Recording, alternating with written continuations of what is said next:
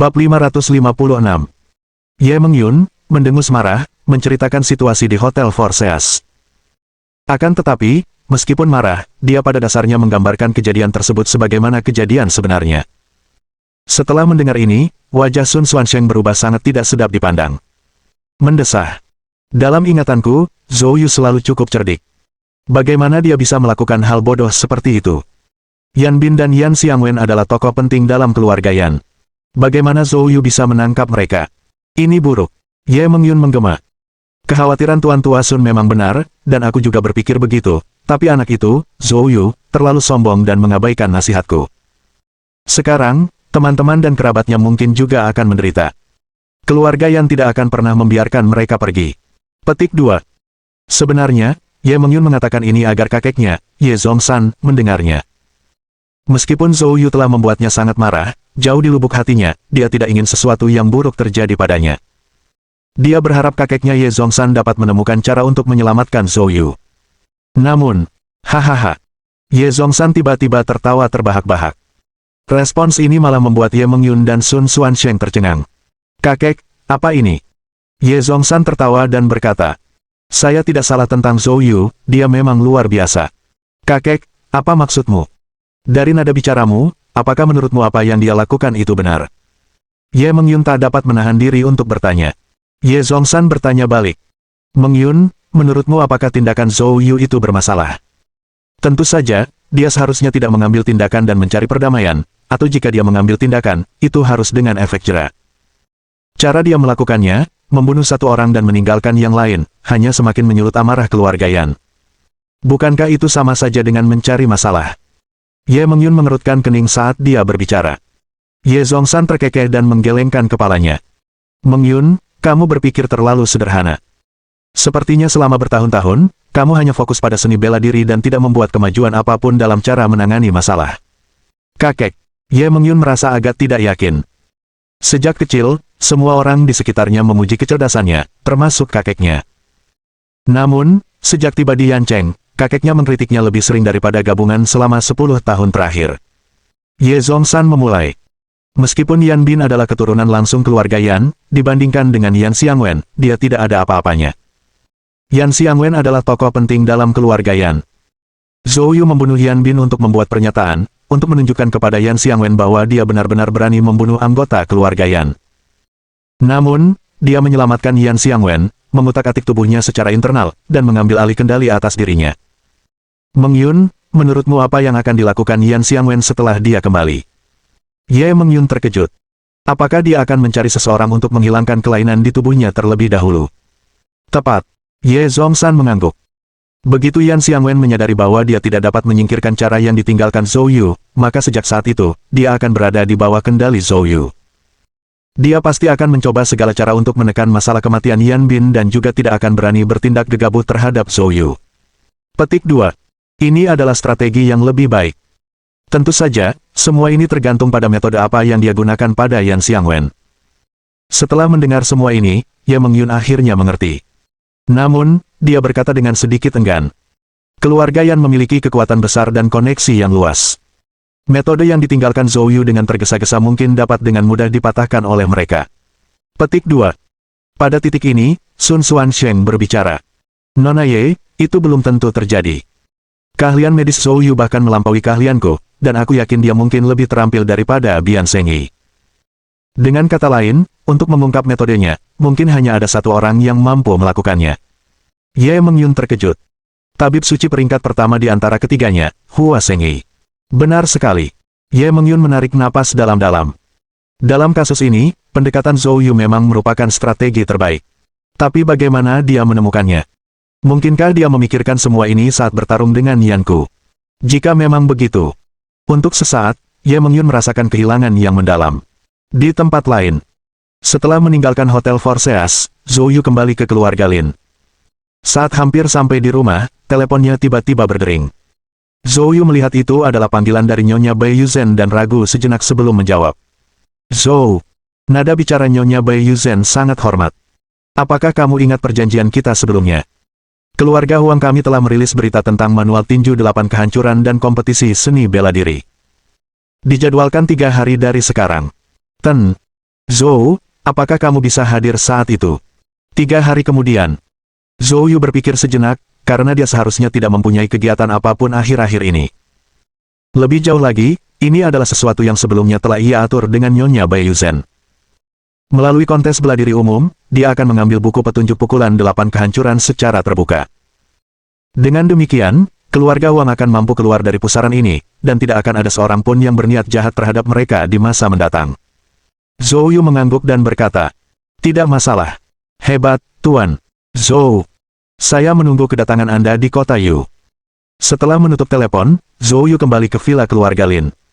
Patriark Lin dan Lin Wanhao sedang mengobrol, dengan Bai Yuzhen menyeduh teh di samping mereka.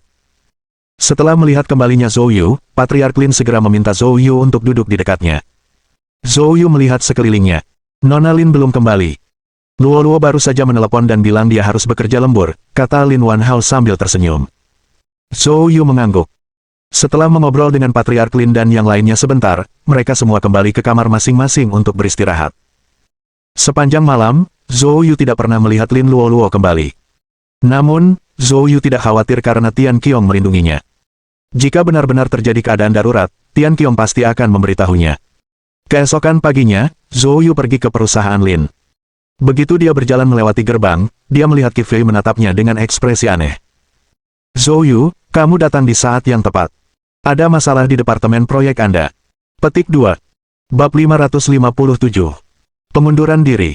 Zhou Yu berjalan mendekat dengan ekspresi bingung di wajahnya. "Apa yang telah terjadi? Apa yang sedang terjadi? Kau benar-benar tidak tahu." Qi Fei menatap Zhou Yu dengan tak percaya. Zhou Yu mengangkat sebelah alisnya. "Jangan bertele-tele. Baiklah, Zheng Qiyu dan Wang Miao datang menemui saya kemarin sore untuk mengurus pengunduran diri mereka. Mereka berencana untuk mengundurkan diri sebagai sebuah kelompok." Begitu Zhou Yu mendengarnya, dia langsung mengerti. Tampaknya Zheng Qiyu dan yang lainnya tidak tahan menunggu semenit lagi. Mereka mungkin sudah menghubungi Sui Tianyu. Zhou Yu mengangkat bahunya. Jika mereka ingin mengundurkan diri, biarkan saja. Itu bukan masalah besar. Lagi pula, mereka tidak disukai di perusahaan itu. Qi Fei buru-buru berkata, "Itu benar, tapi bagaimanapun juga, mereka punya banyak ikatan dengan grup itu, dan ditambah lagi, para pemegang saham dalam grup itu saat ini sangat bersatu. Terjadinya hal semacam ini tetap saja tidak baik. Saya sudah melaporkan situasi pengunduran diri mereka kepada Presiden Lin pagi ini. Presiden Lin bekerja sepanjang malam tadi dan sangat lelah, tetapi tetap berusaha secara pribadi untuk mempertahankan mereka. Coba tebak apa yang terjadi. Mereka bahkan tidak memberi hormat kepada Presiden Lin dan bertekad untuk pergi. Itu sungguh aneh." Zhou Yu terkekeh. "Kalau begitu, biarkan mereka pergi. Kamu benar-benar tidak akan mempertahankannya." Qi Fei agak tidak percaya. "Mempertahankan apa? Saya juga berencana untuk mengundurkan diri." Petik 2. Alasan terbesar Zhou Yu bertahan di Lin Corporation adalah untuk melindungi Lin Luo. Sekarang, dengan perlindungan Tianyu, kehadirannya tidak terlalu berarti. Lagi pula, dia tidak bekerja selama berhari-hari, dan membolos kerja setiap hari bukanlah hal yang baik. Qi Fei tertegun. "Zhou Yu, kamu. Ini bukan hal yang bisa disepelekan." Petik 2. Saya tidak bercanda. Presiden Lin ada di kantornya, kan? Aku akan pergi ke sana untuk berbicara dengannya. Setelah mengatakan itu, Zhou Yu menuju ke atas. Qi Fei segera menghentikan Zhou Yu. "Zhou Yu, kamu benar-benar tidak bisa mengundurkan diri. Saat ini, kelompok ini maju dengan pesat. Dengan statusmu di hati Presiden Lin, suatu hari nanti kau pasti akan menjadi salah satu eksekutif, dengan gaji tahunan puluhan juta, itu sudah di depan mata." Petik 2. Jauh di lubuk hatinya, Qi Fei tidak ingin Zhou Yu pergi. Jadi dia berusaha sekuat tenaga untuk mempertahankannya. Zhou Yu terkekeh. "Aku tahu."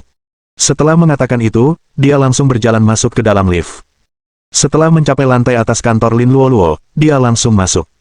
Tanpa mengangkat kepalanya, Lin Luo berkata, "Kamu di sini." "Hah? Bagaimana kau tahu itu aku?"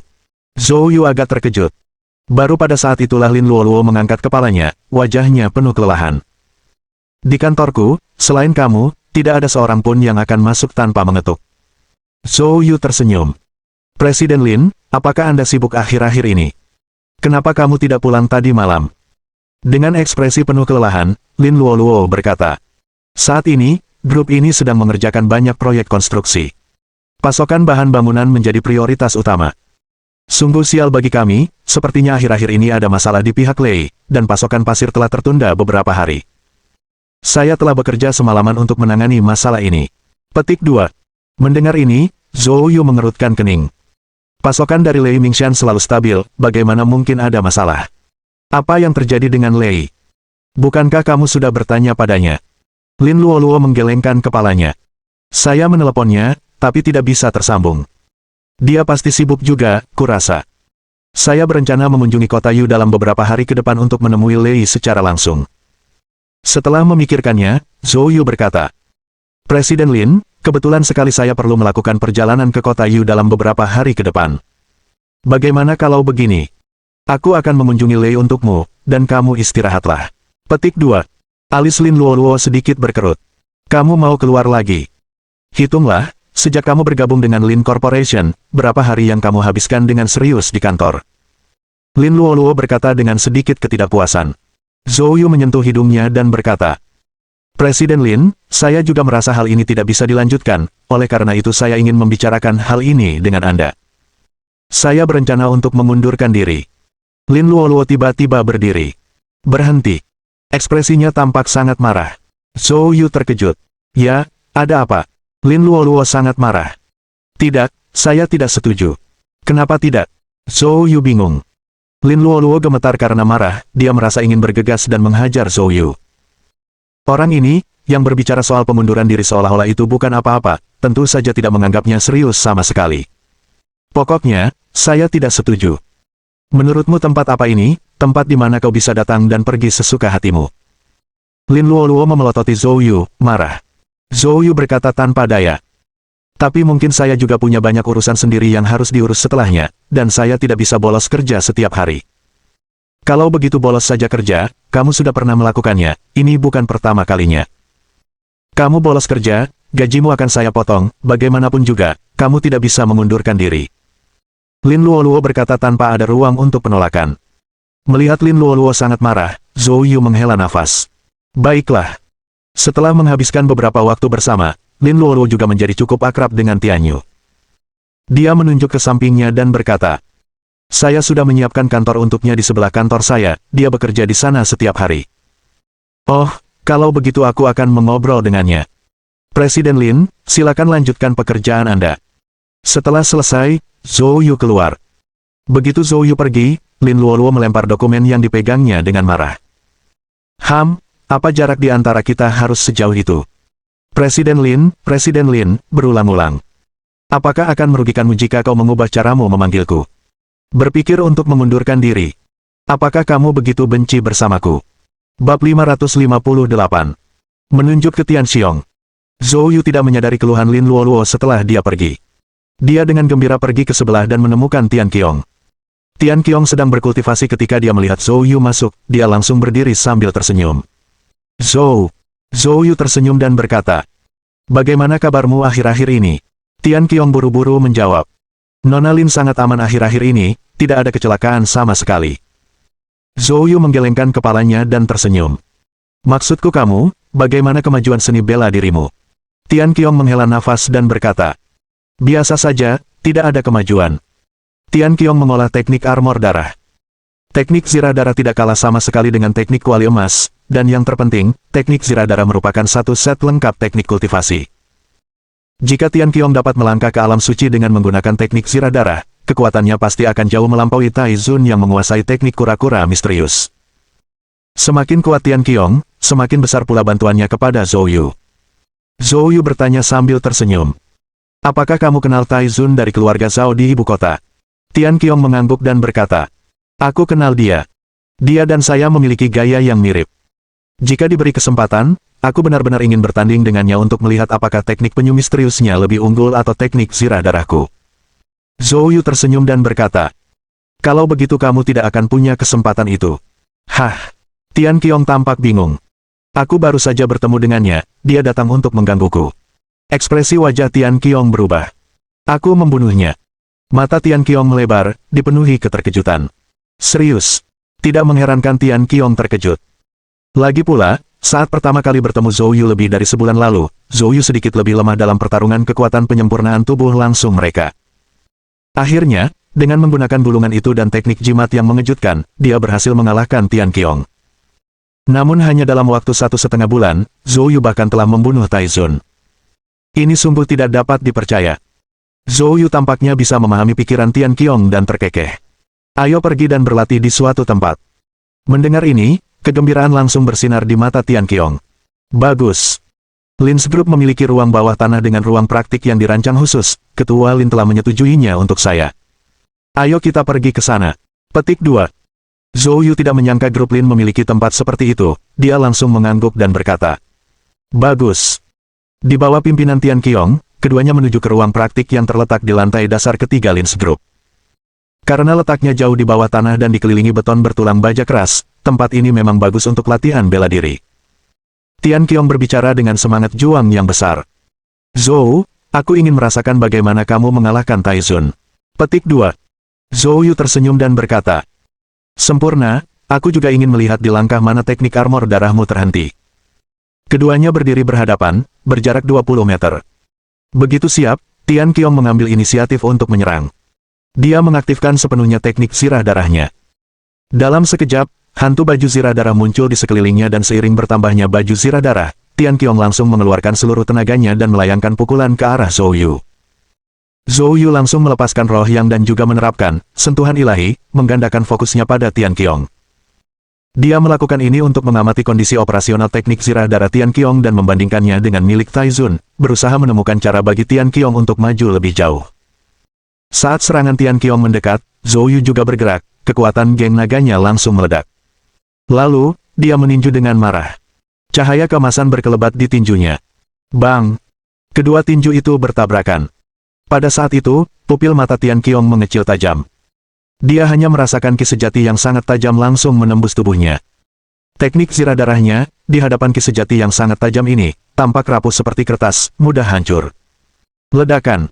Tian Qiong bahkan tidak dapat bertahan sedetik pun sebelum dia terhempas. Tubuhnya menghantam keras dinding semen yang jauh. Dia dengan brutal membuat penyok berbentuk orang di dinding. Tian Qiong meringis dan menjerit menyedihkan. Tentu saja, Zhou Yu terukur dalam serangannya, jadi meskipun Tian Qiong tampak acak-acakan, dia tidak terluka parah. Dia melintas, muncul di depan Tian Qiong, dan mengulurkan tangannya untuk menariknya keluar dari dinding. Bagaimana? Apakah kamu baik-baik saja?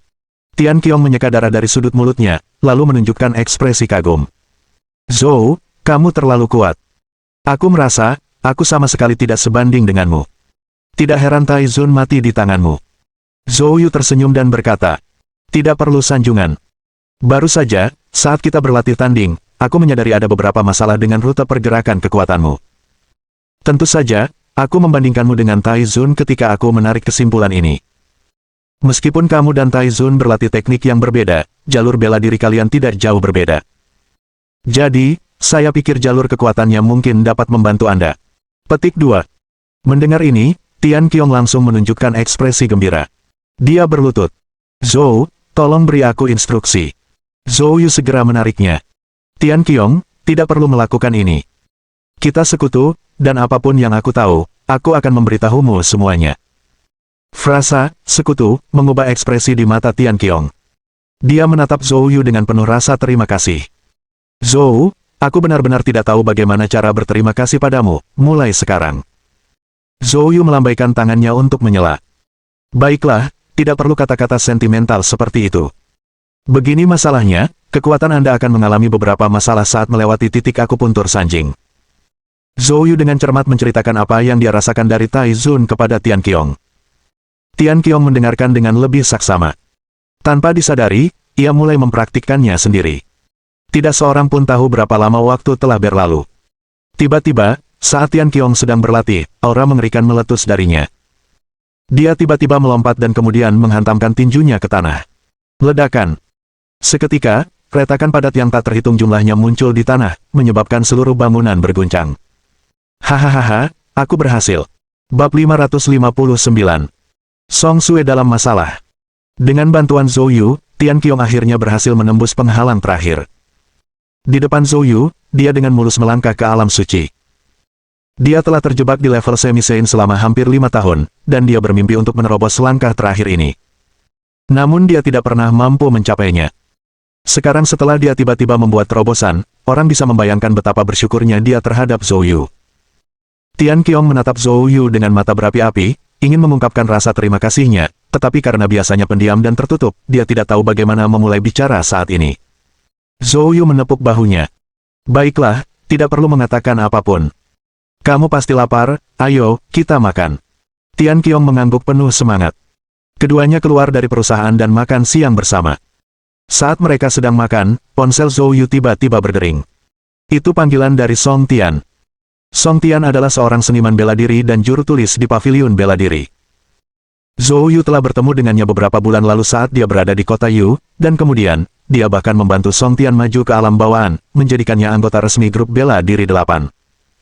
Zhou Yu juga berencana untuk menghubungi Song Tian dalam beberapa hari ketika dia tiba di kota Yu, tetapi dia tidak menyangka Song Tian akan meneleponnya sekarang. Zhou Yu menjawab telepon sambil tersenyum. Namun, suara cemas dari Song Tian terdengar melalui telepon.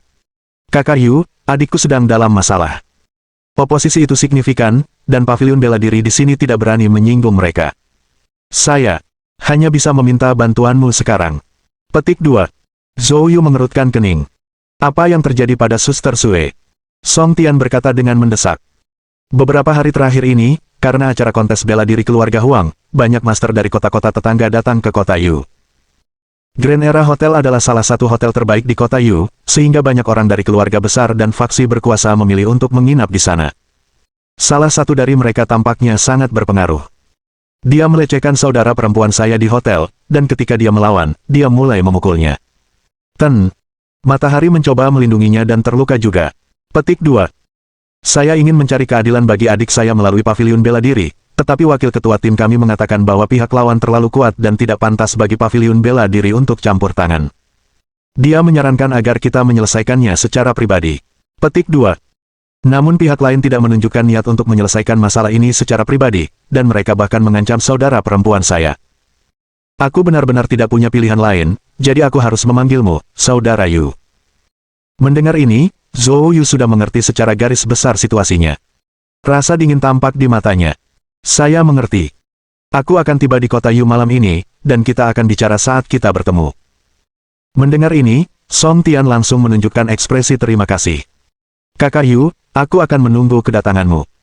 Setelah menutup telepon, Zhou Yu menyuruh Tian Qiong untuk memberitahu Lin Luoluo bahwa dia akan berada di kota Yu selama beberapa hari. Kemudian, Zhou Yu membeli tiket pesawat dan terbang langsung ke kota Yu. Grand Era Hotel. Ketika Zhou Yu tiba di pintu masuk hotel, Song Tian sudah menunggu di sana. Melihat Zhou Yu, Song Tian bergegas menghampiri. Kakak Yu, kamu di sini. Zhou Yu mengangguk. Di mana adikmu?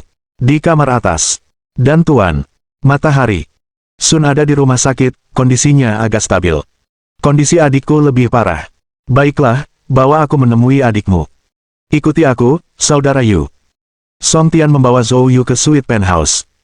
Pada saat itu, 3 dokter dan 5 perawat berada di dalam kamar, berkumpul di sekitar tempat tidur, merawat Song Sue. Song Sue berwajah pucat, dengan beberapa luka di dahinya, dan sama sekali tidak sadarkan diri. Ketika Song Tian masuk, dokter kepala itu berkeringat deras dan berkata, Song, situasi pasien kritis. Kami kehabisan pilihan. Kami sarankan Anda segera memindahkannya ke rumah sakit kota provinsi untuk perawatan lebih lanjut. Petik 2. Song Tian menjadi cemas. Dia bergegas mendekat dan mencengkeram kerah dokter itu. Apa yang kamu katakan? Bagaimana ini bisa terjadi? Sang dokter, yang ketakutan oleh sikap marah Song Tian, mulai gemetar seluruh tubuhnya. Kami benar-benar melakukan yang terbaik. Pada saat itu, Zhou Yu datang, meraih pergelangan tangan Song Tian, dan memberi isyarat agar melepaskannya. Song Tian akhirnya melepaskan dokter itu. Zhou Yu angkat bicara. Baiklah, semuanya keluar. Serahkan padaku. Merasa lega, dokter itu bahkan tidak repot-repot bertanya dan bergegas keluar. Mata Song Tian merah, dipenuhi ketakutan dan kekhawatiran. Zhou Yu, adikku, dia tidak akan mendapat masalah, kan? Zhou Yu menenangkannya. Jangan khawatir, dengan adanya aku di sini, Suster Sue tidak akan mendapat masalah. Dengan kata-kata Zhou Yu, Song Tian merasa jauh lebih tenang. Kemudian, dia pun meninggalkan ruangan itu. Zhou Yu mendekati Song Sue. Dia menggenggam tangan Song Sue, dan gelombang Divine Sense memasuki tubuhnya. Tidak butuh waktu lama untuk memastikan kondisi Song Sue. Seseorang dengan jahat telah meninggalkan suatu kekuatan dalam tubuh Song Sue, suatu kekuatan aneh yang mengamuk seperti banteng gila di dalam dirinya. Organ-organ dalamnya dan saluran meridian semuanya telah rusak dalam tingkat yang berbeda-beda. Secara logis, karena Song Sue bukanlah seorang seniman bela diri, kekuatan ini dapat dengan mudah merenggut nyawanya. Akan tetapi, orang tersebut sengaja mengendalikan intensitas kekuatannya, yang menyebabkan Song Sue merasakan sakit hebat tanpa mengancam nyawanya dalam jangka pendek. Jelas, pelaku bermaksud memaksa Song Sue tunduk melalui metode ini. Setelah memastikan kecurigaannya, rasa dingin yang mendalam melintas di mata Zhou Yu. Tanpa sepatah kata pun, dia memulai perawatan. Kekuatan itu unik sifatnya tetapi tidak terlalu kuat, maka dari itu, dengan menggunakan Nether Fire True Qi yang mendominasi, Zhou Yu segera mengusirnya. Kemudian, menggunakan Yiwu True Qi, dia membantunya menyembuhkan bagian tubuhnya yang rusak. Tak lama kemudian, Song Sue perlahan membuka matanya. Zhou Yu. Song Sue mengenali Zhou Yu, dan air mata berkilauan di mata indahnya. Seolah-olah dia punya 1000 keluhan. Kamu datang. Zhou Yu tersenyum dan berkata, kamu dalam masalah, tentu saja aku harus datang. Perkataannya membuat Song Sue menangis terseduh-seduh. Saya minta maaf. Song Sue menangis, seluruh tubuhnya gemetar. Aku telah merepotkanmu lagi. Zhou Yu meletakkan tangannya dengan lembut di dahi Song Sue, tepat di atas bekas luka, dan membelainya dengan lembut. Saudari Sue, tidak ada yang perlu dimaafkan. Jika ada yang harus minta maaf, itu adalah aku. Jika aku tidak memintamu mengelola hotel besar itu, kamu tidak akan menghadapi situasi ini. Petik 2. Song Sue tersentuh oleh sikap intim dan nada lembut Zhou Yu. Rona merah muncul di pipinya yang pucat. Dia berkata dengan lembut. Melakukannya dengan sukarela. Petik 2. Zhou Yu berdeham. Saudari Sue, selain dahimu, apakah ada luka lain di tubuhmu? Song Sue menggelengkan kepalanya. Tidak lagi. Zhou Yu mengangguk. Bagus, selamat beristirahat. Aku akan pergi dan menyelesaikan masalah ini dengan orang yang menyakitimu. Begitu Song Sue merasa rileks setelah mendengarnya, dia langsung menegang lagi. Ketakutan memenuhi wajah cantiknya. Zhou Yu, aku baik-baik saja sekarang. Mungkin, kita lupakan saja.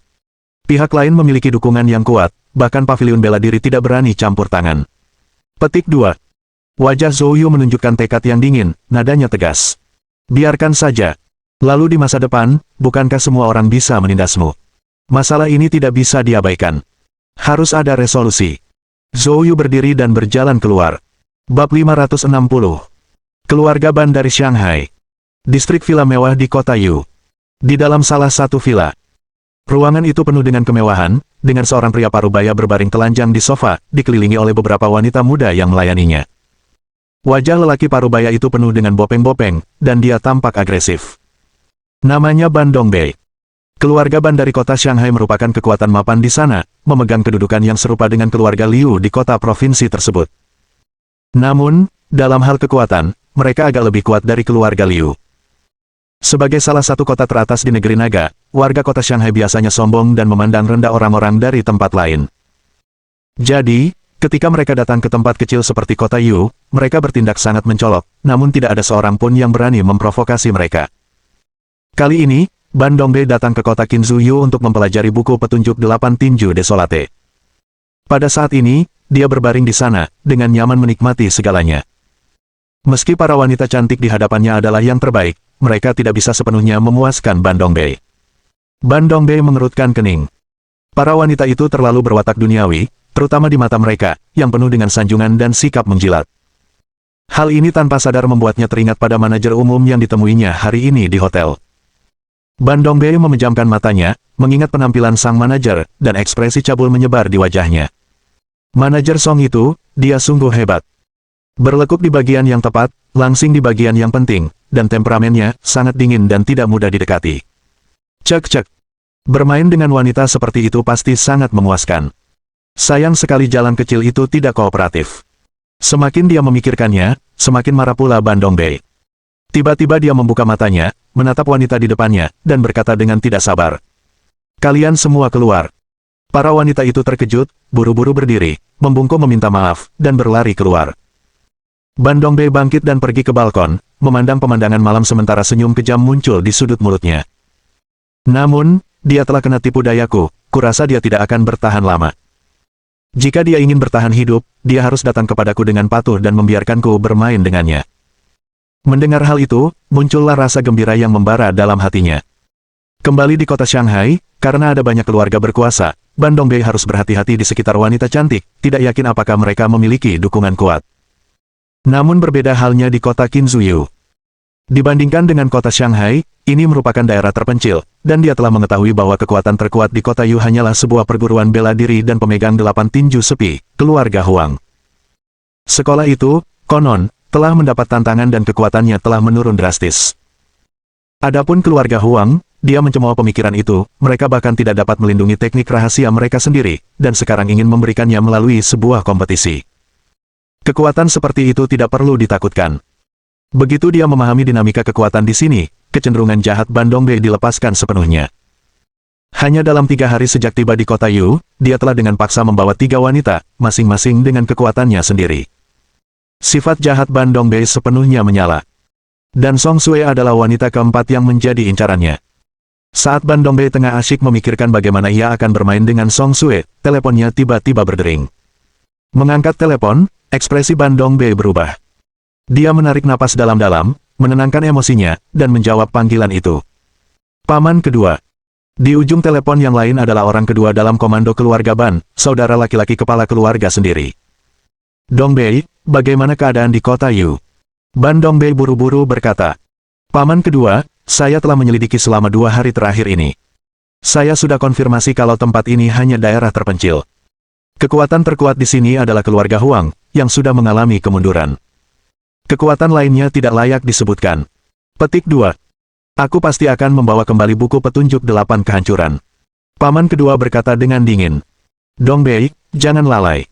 Kami bukan satu-satunya yang mencari manual tersebut. Saya baru saja menerima kabar bahwa banyak pasukan dari Haizu juga terlibat, dan mereka bahkan telah mengirimkan para ahli di tingkat puncak bawaan agung. Apa? Wajah Ban Dongbei berubah. Paman kedua, jika memang begitu, aku khawatir kita mungkin. Paman kedua memotongnya dengan dingin. Apa kepanikannya? Keluarga juga telah mengirim seorang ahli di tingkat puncak bawaan agung ke sini. Petik 2. Dia akan menghubungi Anda begitu dia tiba. Sementara itu, tetaplah bersikap rendah hati dan jangan membuat masalah, mengerti? Ban Dongbei langsung tampak bersemangat. Dengan dukungan seorang ahli puncak bawaan agung, apa yang perlu ditakutkan?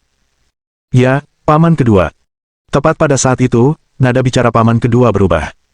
Juga, ketika kamu melaporkan situasi tersebut, mengapa kamu tidak menyebutkan sekolah seni bela diri? Ban Dongbei berkata dengan acuh tak acuh. Paman kedua, kamu tidak tahu, tapi sekolah bela diri Qinzhou tidak ada apa-apanya dibandingkan dengan Haizu. Mereka lemah dan ringkih. Begitu mereka mendengar reputasi keluarga Ban, mereka menjadi takut setengah mati. Mereka tidak layak untuk kita khawatirkan. Petik 2. Paman kedua mengerutkan kening. Apa? Kamu punya konflik dengan sekolah bela diri Qinzhou. Wajah Ban Dongbei berubah, menyadari dia telah berbicara terlalu banyak. Dia bereaksi cepat dengan mengatakan, saya sudah memeriksanya. Sebenarnya, ketika dia menghina Song Sue, dia mendengar saudaranya itu ada di perguruan bela diri, tetapi setelah dia menyiksa Song Sue, saudaranya itu bahkan tidak menampakkan wajahnya. Ini menunjukkan bahwa orang-orang di perguruan bela diri Qinzhou cukup waspada terhadap keluarga Ban. Paman kedua berkata dengan dingin. Dongbei, izinkan aku memberitahumu, banyak hal telah terjadi di sekolah bela diri Qinzhou baru-baru ini. Meskipun rinciannya belum jelas, tampaknya mereka menjadi jauh lebih tegas, jadi jangan memprovokasi mereka tanpa alasan. Petik 2. Ban Dongbei tidak menganggap serius kata-kata paman kedua, tapi dia masih berkata untuk menyenangkannya. Aku ingat, paman kedua. Setelah menutup telepon, Ban Dongbei melempar teleponnya ke samping. Paman kedua terlalu berhati-hati. Ini bukan Haizu, mengapa harus begitu malu-malu dan berhati-hati? Jika kita terlalu takut untuk bergerak, bukankah itu akan membuat keluarga Ban kehilangan muka? Saat Ban Dongbei berbicara pada dirinya sendiri. Bang! Terdengar suara tabrakan yang keras. Pintu kamar ditendang hingga terbuka. Wajah Ban Dongbei menjadi gelap. Sialan, siapa sih yang sudah bosan hidup dan berani bersikap lancang seperti itu? Seorang pria muda masuk. Apakah kamu yang menindas Song Sue? Bab 561. Ban Dongbei mengira ia berhadapan dengan seseorang yang mengesankan, tetapi betapa terkejutnya ia, ternyata yang menerobos masuk hanyalah seorang pemuda. Bajingan ini terlalu sombong. Tetap saja, dia mencoba merasakan tingkat kultivasi Zhou Yu, dan saat dia melakukannya, ekspresinya berubah secara halus. Anak ini sebenarnya seorang Grandmaster bawaan. Dia tidak begitu jelas dalam penginderaannya sehingga dia tidak bisa yakin. Tapi bahkan jika anak itu benar-benar seorang Grandmaster bawaan, lalu kenapa? Dia sendiri adalah seorang Grandmaster bawaan. Terlebih lagi, dia merasakan rasa superioritas bawaan saat menghadapi orang-orang dari negara Qin. Jadi, Ban Dongbei tidak terburu-buru mengambil tindakan, sedikit kesan penghinaan terpancar di mata jahatnya saat ia berbicara. Sialan, dasar bajingan kecil, apa kau mencoba membela wanita jalan itu? Tapi kamu kurang beruntung, tahukah kamu siapa aku? Zhou Yu berkata dengan acuh tak acuh. Jadi, pintu kandang mana yang tidak ditutup dengan benar, sehingga mengeluarkan orang menyebalkan sepertimu? Wajah Ban Dongbei menjadi gelap. Beraninya kau bicara seperti itu padaku. Biarkan aku memberitahumu, aku dari keluarga Ban di kota Shanghai, tahukah kamu seberapa kuat keluarga Ban? Zhou Yu tetap acuh tak acuh. Keluarga Ban. Tidak pernah mendengarnya. Tapi dilihat dari pantatmu yang menyedihkan, keluarga Ban manapun itu pastilah klan yang menyebalkan. Ejekan Zhou Yu yang terus-menerus membuat Ban Dongbei benar-benar marah. Bajingan, kau sedang mencari kematian. Saat dia berbicara, sosok Ban Dongbei yang seperti beruang menyerbu ke arah Zhou Yu seperti angin puyuh. Saat dia mendekat, tinjunya yang besar, seukuran panci, menghantam dengan kekuatan dahsyat, meninggalkan kesan visual yang kuat. Wajah Zhou Yu tampak acuh tak acuh. Dia hanya mengambil langkah kecil ke depan dan kemudian melayangkan pukulan. Bang! Terdengar bunyi dentuman tumpul. Tubuh besar Ban Dongbei terlempar kembali dengan lebih cepat. Di udara, ia berhasil memutar tubuhnya dan mendarat di tanah, tetapi ia tetap mundur beberapa langkah. Setiap kali aku melangkah, lantainya retak dan hancur.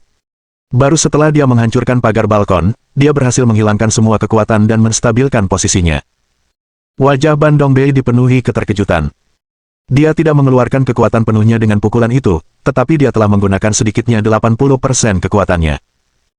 Dia memperkirakan bahwa pemuda itu, meskipun seorang Grandmaster bawaan, kemungkinan besar hanya berada di level pemula, dan mungkin ditingkatkan ke sana dengan bantuan obat-obatan, tidak layak disebutkan sama sekali. Namun, ia sangat kecewa karena ia telah dikalahkan secara telak melalui pukulan langsung. Wajah Ban Dongbei menjadi sangat jelek.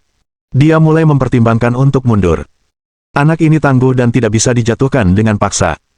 Saat dia tengah memikirkan cara untuk melarikan diri, Zhou Yu angkat bicara. Kalian semua hanya menggertak beberapa saat yang lalu, kupikir keluarga Ban kalian sangat kuat. Hanya ini saja. Jangan bilang kau juga kesini untuk Eid Desolate Feast. Dasar bajingan, berani menginginkan Eid Desolate Feast. Wajah Ban Dongbei berubah pucat. Dia sangat marah. Nak, para ahli keluargaku sudah dalam perjalanan. Beraninya kau menghina keluarga Ban, kau akan mati dengan mengerikan saat mereka datang. Zhou Yu menatapnya dengan jijik. Dia menunjuk langsung jarinya. Jari api yang meledak berubah menjadi meteor api yang melesat keluar dalam sekejap. Bang! Sebelum Ban Dongbei dapat bereaksi, lengannya telah dihancurkan oleh jari api yang meledak. Sedetik kemudian, Ban Dongbei menjerit dengan suara yang menyayat hati. Dia kehilangan keseimbangan dan jatuh dari bagian balkon yang rusak, terbanting ke tanah sebelum menggeliat kesakitan. Sementara itu, Zhou Yu melompat turun dari lantai 2. Dia menginjak langsung wajah Ban Dongbei. Ban Dongbei berteriak sekali lagi. Matanya merah, wajahnya campuran antara kaget dan marah. Beraninya kau memperlakukanku seperti ini. Keluarga Ban tidak akan membiarkanmu pergi, tunggu saja. Zhou Yu mencibir. Sampai saat ini, kau masih memoceh tentang keluarga Ban, sepertinya mereka memberimu terlalu banyak rasa superioritas dan keberanian untuk berbuat jahat. Aku senang merawat orang-orang sepertimu. Yang kau sebut-sebut sebagai ahli keluarga Ban yang hebat, jika satu datang, aku akan membunuh satu, jika sepasang datang, aku akan membunuh sepasang. Aku ingin melihat berapa banyak ahli yang dimiliki keluarga Ban yang menyebalkan ini. Ban Dongbei tercengang. Dia belum pernah melihat pemuda yang begitu sombong sebelumnya. Untuk sesaat, Ban Dongbei begitu marah hingga ia tertawa terbahak-bahak. Hahaha. Nak, kamu terlalu sombong, kamu pikir kamu siapa? Jika kau menghina keluarga Ban seperti ini, kau akan mati dengan menyedihkan. Ban Dongbei ingin mengancam lebih jauh, tetapi Zhou Yu tidak mau mendengarkan ocehannya. Dia mengangkat kakinya dan menghentakkan kaki ke bawah. Retakan. Dalam sekejap, suara Ban Dongbei terputus tiba-tiba. Wajahnya berubah kaku, matanya penuh ketidakpercayaan. Dia jelas merasakan hentakan Zhou Yu menghancurkan beberapa meridian pentingnya. Kamu telah melumpuhkanku. Wajah Ban Dongbei menggambarkan kengerian, keputusasaan, dan kemudian semua itu berubah menjadi kebencian yang berbisa. Zhou Yu mendengus dengan nada menghina, matanya penuh dengan cemoohan. Melumpuhkanmu. Jadi bagaimana? Itu masih belum cukup untuk menebus kesalahan yang telah kamu buat. Setelah berkata demikian, Zhou Yu meraih Ban Dongbei dan mulai berjalan keluar. Ban Dongbei meronta dan mengumpat. Zhou Yu tidak sabar menghadapinya, dia pun menamparnya dan Ban Dongbei langsung jatuh pingsan. Zhou Yu membawa Ban Dongbei kembali ke Hotel Sihai. Bab 562. Permintaan maaf yang dipaksa. Zhou Yu membawa Ban Dongbei bersamanya kembali ke Sihai Grand Hotel. Song Tian sedang menunggu di pintu masuk. Saat dia melihat Zhou Yu menggendong Ban Dongbei kembali, seluruh tubuhnya menjadi bisu. Bukankah ini orang penting yang telah melukai saudara perempuannya? Kakak, kok kamu bisa bawa dia? Saya dengar dari wakil ketua kelompok 8, orang ini punya latar belakang yang hebat, bahkan wakil ketuanya pun tak mau cari masalah. Namun Zhou Yu telah menanganinya dengan cara seperti itu. Untuk sesaat, dia tidak tahu apakah harus merasa gembira atau takut. Song Tian menelan ludahnya. Saudaraku, apa yang terjadi padanya? Aku melumpuhkannya, kata Zhou Yu acuh tak acuh. Apa? Song Tian terkejut. Bagaimana dengan Sun Zanjun? Song Tian tampak agak linglung dan tanpa sadar berkata. Aku sudah membawa tetua Sun, dia saat ini ada di kamar atas. Bagus, bawa dia menemui adikmu, aku akan pergi menjenguk tetua Sun. Zhou Yu melemparkan Ban Dongbei ke Song Tian, lalu menuju ke kamar Sun Zanjun. Sun Zanjun telah disewa oleh Zhou Yu untuk melindungi Song Sue, dan menurut Song Tian, Sun Zanjun sangat rajin selama ini, dan hubungan mereka sangat harmonis. Terlebih lagi, dalam menghadapi Ban Dongbei, jika bukan karena upaya penuh Sun Zanjun, situasi Song Sue mungkin akan lebih buruk. Saat Zhou Yu masuk, Sun Zanjun sedang mengoleskan obat. Saat melihat Zhou Yu, Sun Zanjun segera bangkit. Zhou Yu melambaikan tangannya, memberi isyarat bahwa dia tidak perlu bersikap begitu formal. Sun Zanjun tersenyum pahit. Tidak terlalu buruk, tidak sampai kehilangan nyawa, tapi organ dalamku mengalami kerusakan, mungkin meninggalkan beberapa masalah tersembunyi. Tapi, karena sudah setua ini, hal itu tidak menjadi masalah lagi. Petik 2. Zhou Yu berkata, kemarilah, biar aku melihatnya. Zhou Yu bergerak ke belakang Sun Zanjun, telapak tangannya menempel di punggungnya, dan ki sejati kayu Yi perlahan-lahan mengalir ke tubuhnya. Detik berikutnya, mata Sun Zanjun melotot karena terkejut. Dia dapat dengan jelas merasakan luka-luka pada organ dalamnya mulai sembuh. Keterkejutan yang tak terkendali tampak di matanya. Kemampuan macam apa ini? Untuk menyembuhkan luka dalam dengan cepat. Itu sungguh menakjubkan. Dalam waktu kurang dari 5 menit, luka Sun Zanjun sembuh total. Zhou Yu menarik ki sejati kayu Yi. Penatua Sun, bagaimana perasaanmu? Keheranan menutupi wajah Sun Zanjun saat dia berkata. Sepenuhnya pulih, tidak ada satupun cedera tersembunyi yang tersisa. Zhou, kemampuanmu sungguh luar biasa, aku benar-benar melihat sesuatu yang menakjubkan hari ini. Petik 2. Zhou Yu tertawa. Asalkan kamu sudah pulih. Aku dengar dari Song Tian bahwa kau mempertaruhkan nyawamu untuk melindungi Suster Sue. Untuk itu, saya mengucapkan terima kasih. Sun Zanjun menjawab dengan rasa malu. Zhou, kamu terlalu sopan. Saya hanya mengambil gaji saya untuk menangkal bencana. Petik 2. Itulah yang seharusnya aku lakukan. Baguslah kalau kamu baik-baik saja. Orang yang menyakitimu, aku telah membawanya kembali. Apakah kamu ingin pergi menemuinya? Pupil mata Sun Zanjun mengecil. Zhou, apa yang kamu katakan? Kamu membawa Ban Dongbei kembali. Zhou Yu mengangkat alisnya. Kamu kenal dia? Sun Zanjun buru-buru mengangguk. Itu keluarga Ban dari Shanghai. Kekuatan keluarga Ban tidak biasa, tidak ada seorang pun di negara Qin yang dapat dibandingkan dengan mereka, bahkan keluarga Liu. Zhou Yu mengangguk dan tidak berkata banyak lagi, dia malah berjalan keluar. Sun Zanjun segera mengikutinya. Sesampainya di kamar Song Sue, saat ini, Song Tian sedang menemani adiknya Song Sue di sofa, dan Ban Dongbei terlempar ke lantai ruang tamu. Melihat bahwa itu benar-benar Ban Dongbei, Sun Zanjun dipenuhi dengan keterkejutan. Zhou Yu benar-benar telah melumpuhkan Ban Dongbei. Ini buruk. Melihat Zhou Yu kembali, Song Sue segera berdiri. Zhou Yu, dia. Zhou Yu tertawa dan berkata, aku membawanya ke sini secara khusus, agar dia bisa meminta maaf langsung padamu. Untuk sesaat, Song Sue tidak tahu harus berbuat apa. Zhou Yu tersenyum, mendekati Ban Dongbei, dan membangunkannya. Setelah Ban Dongbei sadar kembali, dia langsung melihat Song Sue dan yang lainnya. Matanya merah darah, dan dia melolong ingin membalas dendam. Tamparan. Zhou Yu menamparkan wajahnya, dan Ban Dongbei terjatuh, beberapa giginya rontok, dan dia berteriak kesakitan. Berlututlah dan minta maaf. Kamu sedang bermimpi. Kekeras kepalaan Ban Dongbei berkobar, tidak mau berlutut menghadapi kematiannya. Zhou Yu mencibir, mencengkeram lehernya, dan membantingnya ke tanah dengan keras. Retakan. Tempurung lututnya hancur, kakinya langsung mati rasa, membuatnya berlutut di lantai, sama sekali tidak dapat berdiri. Zhou Yu kemudian melihat ke arah Song Sue. Saudari Sue, apapun yang kau inginkan sebagai balas dendam, sekarang giliranmu. Melihat Ban Dongbei diperlakukan seperti ini oleh Zhou Yu, Song Sue sudah merasa terbalaskan dendamnya.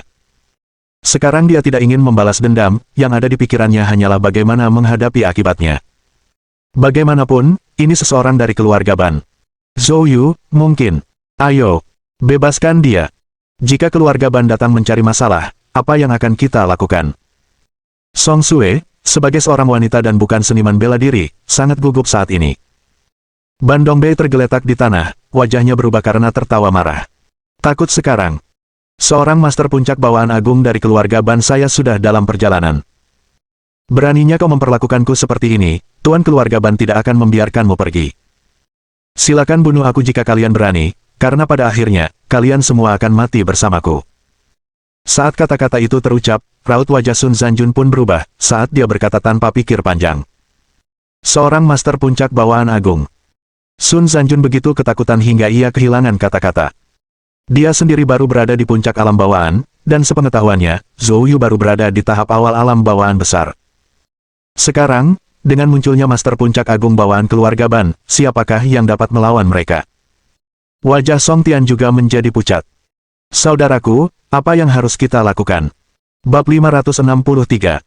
Undangan Taman Peony. Hahaha. Melihat Song Tian dan yang lainnya panik, Ban Dongbei tertawa terbahak-bahak. Semua amarah karena lumpuh berubah menjadi kebencian yang mendalam dan berbisa. Sekarang kamu menyesal, iya. Jika kalian ingin menyelamatkan nyawa kalian, berlututlah sekarang juga, dan tetaplah berlutut sampai kedatangan master puncak bawaan agung keluarga Banku. Mata Ban Dongbei yang penuh dendam terfokus pada Zhou Yu. Lumpuhkan kultivasimu sendiri, potong anggota tubuhmu sendiri, dan guru keluarga Banku mungkin akan mengampunimu. Dan dia, aku ingin jalan ini segera menelanjangiku, merangkak ke arahku dengan sukarela, dan memberiku waktu yang menyenangkan. Hanya dengan begitu kamu akan memiliki kesempatan untuk hidup. Mendengar tuntutan Ban Dongbei, Song Tian dan yang lainnya terkejut dan marah. Namun mereka bingung harus berbuat apa. Pada saat ini, Zhou Yu melangkah ke Ban Dongbei. Kurasa otakmu ditendang oleh seekor keledai. Ban Dongbei tertegun sejenak, lalu berteriak dengan marah. Kubilang, kau keledai bodoh, lebih baik kau mati saja. Zhou Yu tidak mau melanjutkan perkataannya lagi, dia langsung mengangkat tangannya dan menamparnya. Nether Fire Truki berubah menjadi naga api, langsung menyerbu ke arah kepala Ban Dongbei. Mata Ban Dongbei dipenuhi teror, tidak pernah menyangka bahwa Zhou Yu benar-benar akan membunuhnya tanpa ragu sedikitpun. Sekalipun dia penuh amarah dan kebencian, dia tidak lagi punya kesempatan untuk mengungkapkannya. Dalam sekejap mata, Ban Dongbei berubah menjadi abu.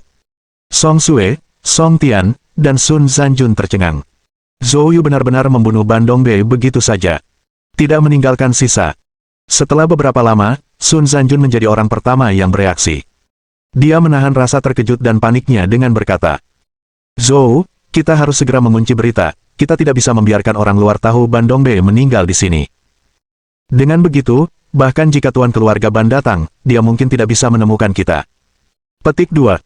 Mungkin kita bisa lolos dari bencana ini. Song Sue juga sadar. Saya akan menghancurkan semua rekaman pengawasan hotel sekarang juga, dan juga menugaskan kembali semua staf yang bertugas hari ini. Xiao Tian, carilah cara untuk menghancurkan rekaman pengawasan jalan di luar. Meskipun Song Sue ketakutan, pikirannya masih jernih, dan dia segera membuat pengaturan. Melihat ketiganya seperti ini, Zhou Yu tersenyum dan tidak menghentikan mereka. Lagi pula, di mata mereka, seorang master puncak bawaan agung di kota Yu adalah eksistensi yang tak terkalahkan, tidak seperti di kota provinsi. Kalau sekarang dia memberitahu mereka bahwa membunuh seorang master puncak bawaan agung semudah membantai anjing, mungkin mereka tidak akan mempercayainya. Jadi, biarkan saja. Adapun tuan dari keluarga Ban, kalau dia berani muncul, dia pasti sudah mati. Tepat saat ketiganya dengan gugup menangani situasi, Su Tao tiba-tiba muncul. Su Tao awalnya adalah manajer umum Hotel Forseas. Setelah Zhou Yu menunjuk Song Sue sebagai manajer umum, Su Tao secara sukarela mengundurkan diri untuk menjadi wakil manajer untuk membantu Song Sue. Menekan kepanikannya, Song Sue berkata, "Wakil manajer Su, ada apa?" Su Tao mengeluarkan undangan dan berkata, "Saudari Song, baru saja, Peony Garden mengirimkan undangan untuk mengundang Anda menghadiri perjamuan. Karena Ban Dongbei baru saja meninggal dan kemungkinan besar Master Puncak Bawaan Agung keluarga Ban akan segera datang, Song Sue sama sekali tidak berminat menghadiri jamuan makan. Tolak saja, aku tidak akan pergi." Su Tao menunjukkan ekspresi yang sulit. "Kakak Song, ini tidak baik untuk menolaknya." Petik 2. Song Sue bertanya dengan bingung.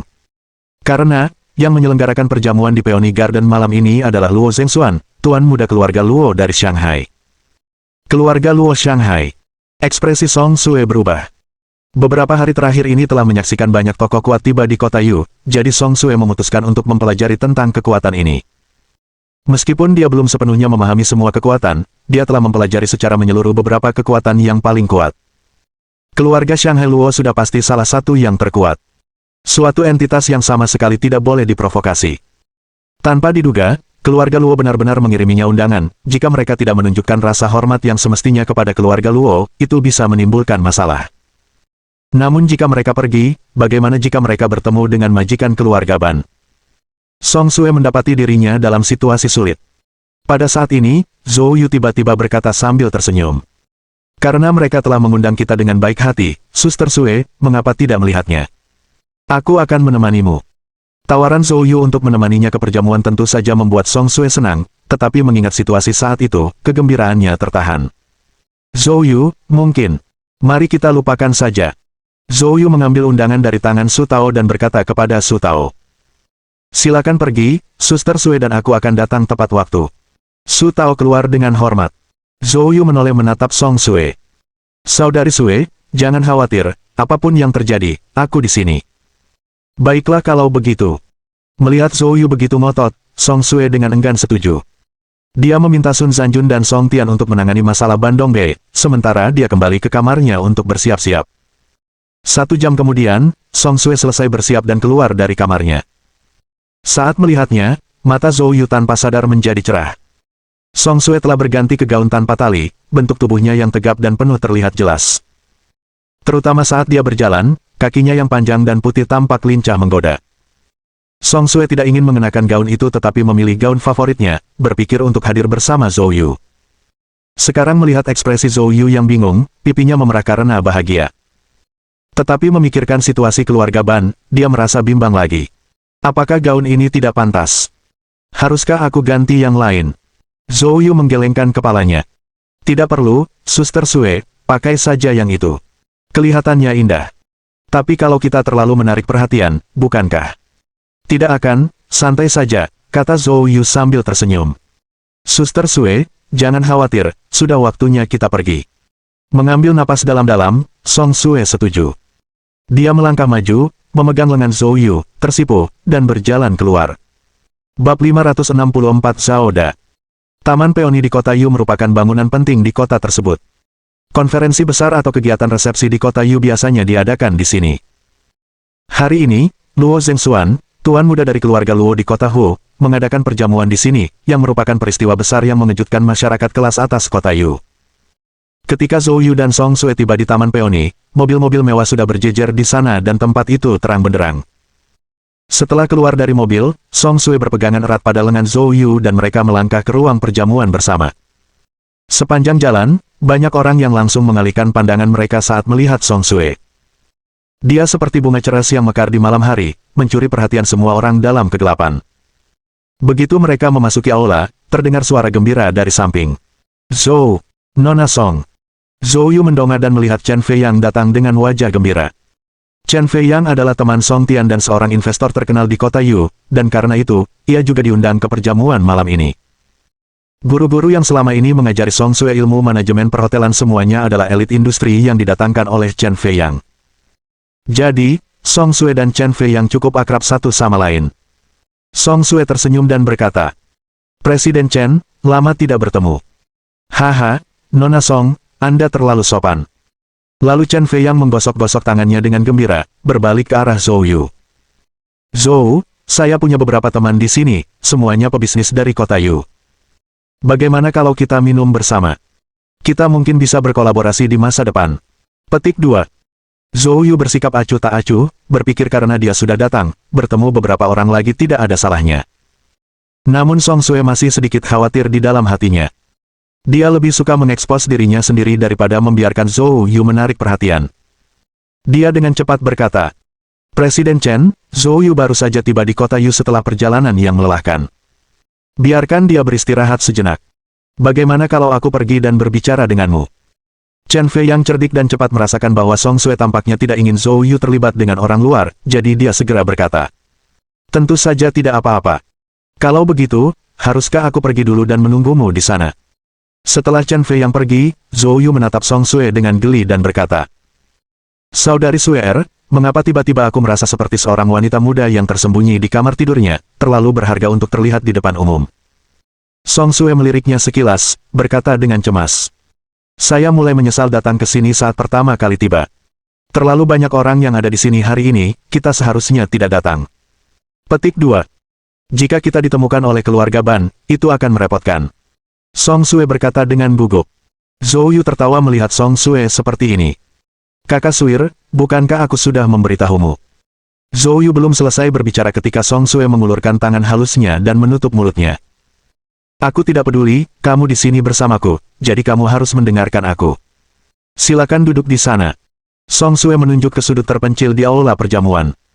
Saya akan berbicara dengan Presiden Chen, lalu kembali untuk menemani Anda. Nada bicara Song Sue merupakan campuran antara membujuk dan menenangkan, sangat mirip seorang ibu yang membujuk putranya. Zhou Yu tampak pasrah. Baiklah, aku akan melakukan apa yang kamu katakan. Song Sue tersenyum puas. Anak baik, lanjutkan. Dia menyenggol Zhou Yu, dan dia pun mengikuti arus menuju sudut. Sementara itu, Song Sue pergi mencari Chen Fei Yang dan kelompoknya. Zhou Yu tiba di sofa sudut dan duduk dengan nyaman, sambil santai memperhatikan orang-orang di aula. Dengan sapuan indera ketuhanannya, Zhou Yu merasa sedikit kecewa. Memang, ada banyak seniman bela diri di ruang perjamuan. Akan tetapi, tingkat kultivasi para seniman bela diri ini cukup biasa saja. Kebanyakan adalah seniman bela diri di alam bawaan, meskipun ada juga sekitar selusin di alam bawaan. Namun mereka semua berada pada level bawah alam bawaan. Namun, ada satu orang ahli. Orang ini adalah seorang pria tua berambut putih, berpakaian seperti petugas kebersihan. Dia juga duduk di sudut, diam-diam minum dari kendi anggur. Tingkat kultivasinya telah mencapai puncak alam bawaan yang lebih tinggi. Selain dia, tidak ada ahli lain. Jadi sepertinya pertarungan arena mendatang yang diselenggarakan oleh keluarga Huang sepertinya tidak akan terlalu sengit. Zhou Yu merenungkan hal ini dalam diam. Tentu saja, tidak menutup kemungkinan bahwa para ahli sesungguhnya belum muncul. Saat Zhou Yu asyik dengan pikirannya, seorang gadis bergaun panjang hitam tanpa tali tiba-tiba menghampirinya. Gadis itu berlekuk tubuh, gerakannya anggun, dan dia memiliki pesona yang memikat secara alami, namun dia memiliki wajah polos seorang mahasiswa. Kontras yang mencolok antara bentuk tubuh dan wajahnya memberinya daya tarik yang mengagumkan. Gadis itu datang ke Zhou Yu dan berkata dengan senyum berseri-seri. Jika aku tidak salah ingat, nama belakangmu seharusnya Zhou. Aku benar-benar tidak menyangka akan bertemu denganmu di sini. Zhou Yu melirik gadis itu, dan pikirannya segera teringat kejadian itu. 2 bulan lalu, saat ia mengunjungi Pulau Seribu Api di Haizu untuk mencari esensi api bumi 9 meter untuk Jiang Fengyan, ia berselisih dengan sekelompok anak muda dari Haizu, yang dipimpin oleh seseorang bernama Kun Ge. Gadis di hadapannya ini adalah salah satu pemuda dan pemudi yang bersama Kun Ge saat itu. Zhou Yu ingat dengan jelas bahwa mereka berdua tidak berinteraksi saat itu. Terlebih lagi, dia telah memukuli Kun Ge. Tidak disangka gadis ini akan muncul di sini malam ini, terlebih lagi dia menghampirinya untuk memulai percakapan. Zhou Yu mengangkat sebelah alisnya, berbicara dengan acuh tak acuh. Apakah kau mencariku untuk membalas dendam atas nama Kun Ge-mu? Gadis itu tersenyum riang dan duduk di sebelah Zhou Yu dengan sukarela. Masalahnya denganmu tidak ada hubungannya denganku. Saya hanya berpikir Tuan. Zhou adalah pria yang cukup baik, jadi aku ingin mengenalmu, katanya, lalu mengulurkan tangannya yang halus ke arahnya, sambil tersenyum ramah. Saya Zauda. Aku senang kita bertemu lagi. Sepertinya kita memang ditakdirkan demikian. Petik 2. Meskipun Zhao Da selalu tersenyum, sentuhan ilahi, Zhou Yu dapat dengan jelas merasakan bahwa Zhao Da tidak semurni yang terlihat. Wanita ini mendalam dan penuh perhitungan. Pendekatannya pasti mempunyai agenda, tetapi dia belum mengetahui apa agenda spesifiknya. Mata Zhou Yu menyipit sedikit saat dia mengulurkan tangannya dengan santai. Zhou Yu. Bab 565.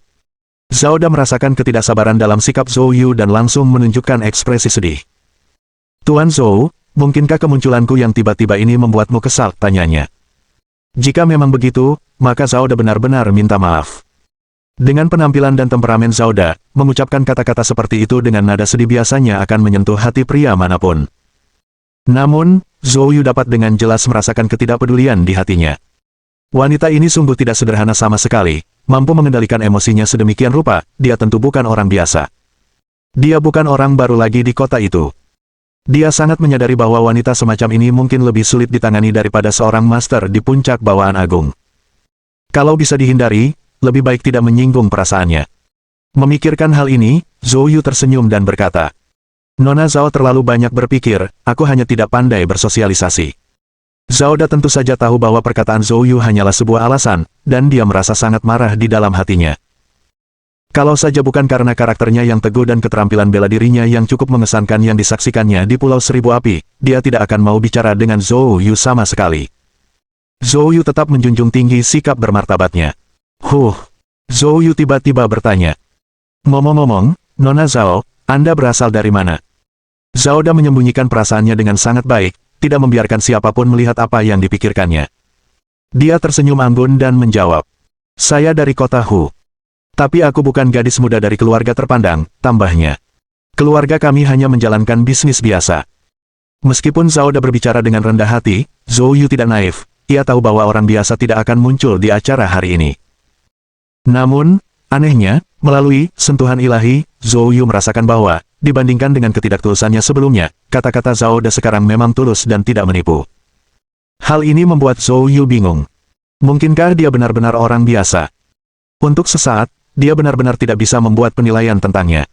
Tepat pada saat itu, sebuah suara terdengar. Aku mencarimu kemana-mana, apa yang kamu lakukan di sini? Seorang pria muda yang tinggi dan berbadan proporsional dengan aura bangsawan melangkah mendekat.